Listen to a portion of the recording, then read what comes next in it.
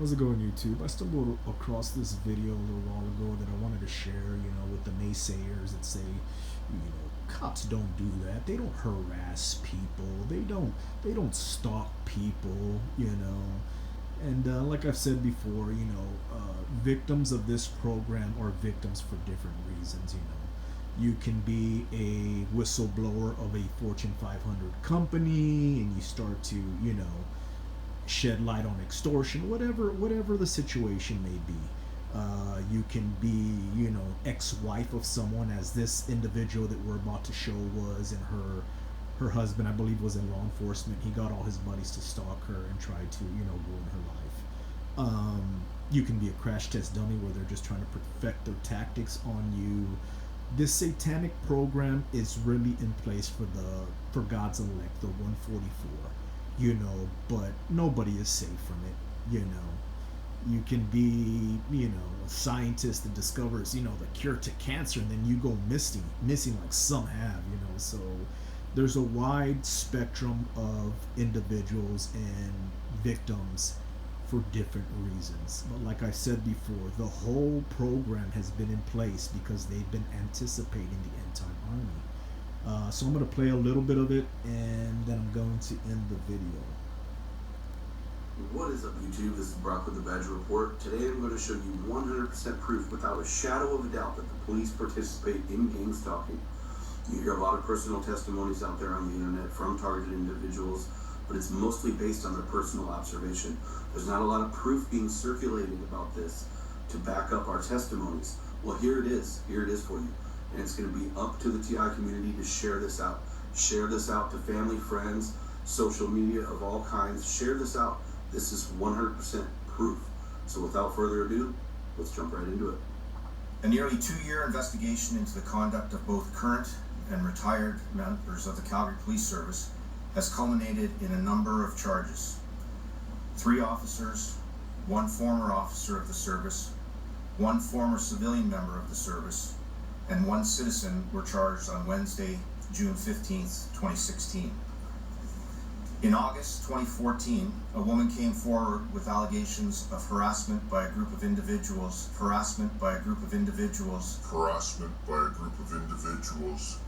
she believed had been hired by her ex-common-law husband. The investigation by the Calgary Police Service Anti-Corruption Unit revealed that her ex had hired a man who in turn hired a number of individuals to follow her and report back her activity to the ex.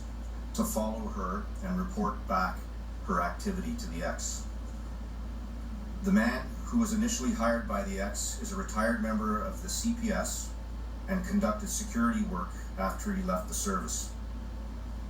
Investigators believe he, in conjunction with his wife, who is a former civilian member of the CPS, engaged the services of 3 current members of the Calgary Police Service who unlawfully followed, watched, and harassed the victim. In addition, the members allegedly accessed police databases. Accessing police databases? Can anyone say Fusion Center? To gain private information about the victim to assist in their actions. As a result of the investigation, the following people have been charged. Kenneth Robert Carter, 65, has been charged with criminal harassment and perjury. Carter is the ex-common-law husband of the victim. Stephen Charles Walton, 59, has been charged with criminal harassment, bribery of officers, improper storage of a firearm, and perjury. He was a sworn member of the Calgary Police Service from 1978 to 2003. Heather Naomi Walton, 53, wife of Stephen Walton, has been charged with criminal harassment, bribery, and improper storage of a firearm. She was employed as a civilian employee of the CPS between 1990 and 2003. Anthony John Braille, 47, is charged with criminal harassment, bribery, and unauthorized use of a computer. Braille is a 21-year member of the Calgary Police Service who was dismissed from the service earlier this year in relation to an unrelated matter and remains relieved from duty without pay.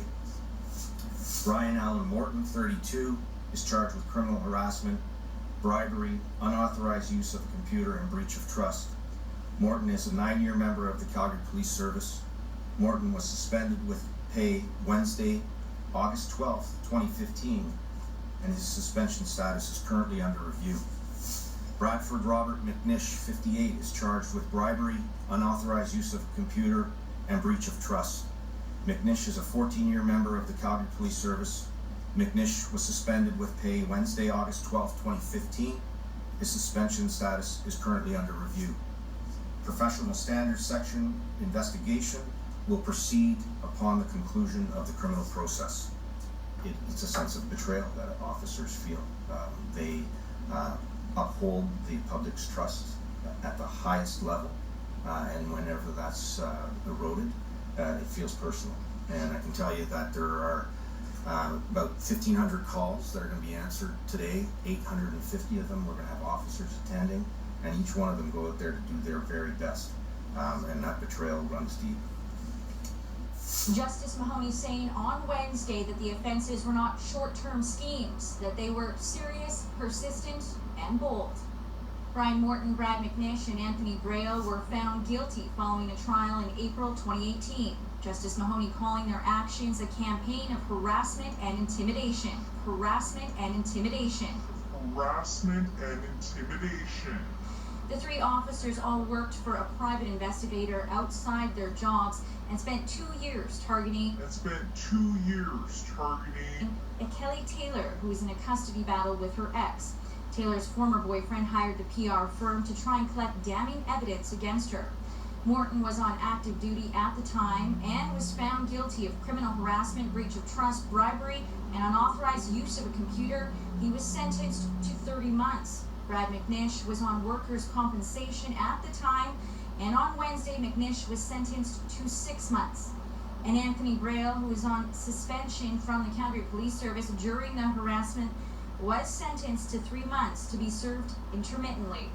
I think the court made it clear that he viewed it as being a very serious case of police corruption, and that he put careful consideration into what the appropriate sentence is.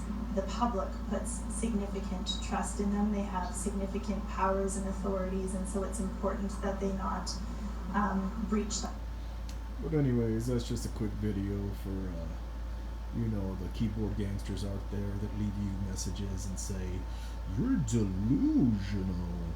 You need a doctor. Police officers don't harass and stalk nobody." That's for them. But anyway, stay keen reminded.